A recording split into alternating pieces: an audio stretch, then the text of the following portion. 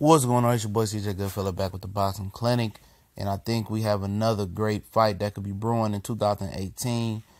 David Benavidez says he's open to giving Ronald Garville, who he just had a highly controversial fight with. In my opinion, I had Garville winning by a point because of the knockdown.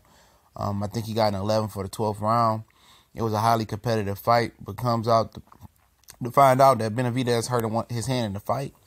And, he's open to fighting Ronald Garville again. And he's also open to fighting Caleb Plant, who was very critical of his fight with Ronald Garville, who, I guess trains in the same gym at the Mayweather Boxing Gym at time to time with him. And, he said that we all know Garville isn't the best, boxer in the world. And he was, boxing, David Benavidez up. Now, a lot of people got a lot of high hopes for David Benavidez, and I was one of those guys. But I think he's on the same level as Caleb Plant right now. I think he fought a little bit better competition in Ronald Garville and Porky Medina. But, to me, he's really not on the world championship level. For some reason, Anthony Dirrell pulled out. I think it was an injury, but I think he just didn't want to fight David Benavidez, and he looked invincible versus Porky Medina. But, I would love to see him fight Ronald Garville again. I think Ronald deserves a rematch, but, I would just love to see him fight Caleb Plant. Caleb Plant is a talented boxer, very fluid, very well coordinated. He was 17 and 0 with 10 knockouts, I think, or something like that. A lot of people, was giving him some flack about not knocking out his opponent, not going for the knockout. He's not one of those guys that's a finisher. We know Benavidez is a finisher. Benavidez is a good talent, but I see a lot of holes in his game. You know what I'm saying? A lot. To me, he looks very, very uncoordinated, man. Or very sloppy and the waist down. I thought he was more coordinated than that, but he's only 20 years old and he's still learning. They put him on the fast track. He turned pro in Mexico when he was 16. He's fighting out of Phoenix, Arizona.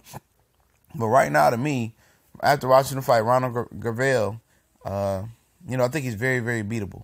And I like Caleb Plant to, compete with him. I'm not sure who I would pick. But usually after guys get their world title, they get a lot of confidence. They feel good. They usually become a different type of fighter. And this would be a tough fight for both guys. Plant is talking cash money crap. And just, by David Benavidez mentioning this guy's name when he doesn't even have to, because this guy's not even ranked high enough yet to even, sniff his belt.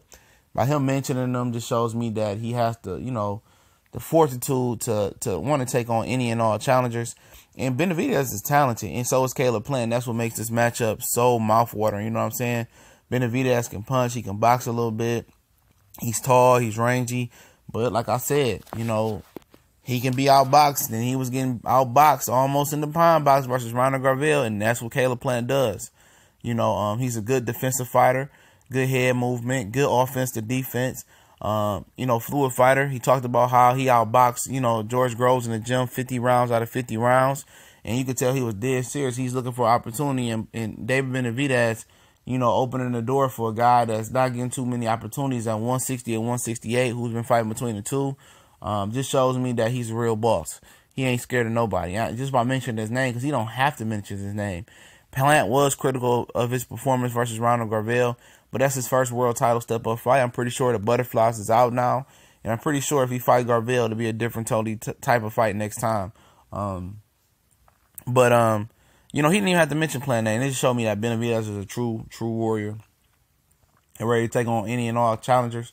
I felt if he fought Anthony Dirrell in that same ring that night, he would have got beat, but Anthony Dirrell didn't want to take a chance.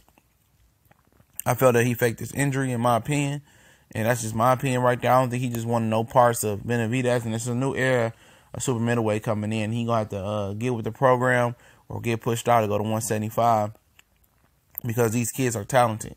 I'm trying to tell you, Plant is one of the most talented fighters I've seen on tape. It's just seeing if he can step up a competition and keep that talent. Do we got the chin? Do we got the stamina? Do we got this, can he keep it up versus a higher level of competition? It's yet to be seen. Benavidez is yet to see that either, but he stepped it up in competition versus Medina and now Ronald Garville, which I don't see a great leap in competition. But he's been open to fighting. Gilberto Ramirez said, some of their sparring was so good that he could sell the tape. So we'll see what direction, he chooses to go with. If he chooses Plant, that'll be a fight that I definitely would want to go to and want to tune into. If he chose Ronald Garville, I would understand too. And eventually, if he, beats both of these guys, stay world champion, Gilberto Ramirez, stay world champion, that'd be a good fight down the line. But he's only 20 years old, and I wouldn't be mad if he took his time a little bit with some of these opponents.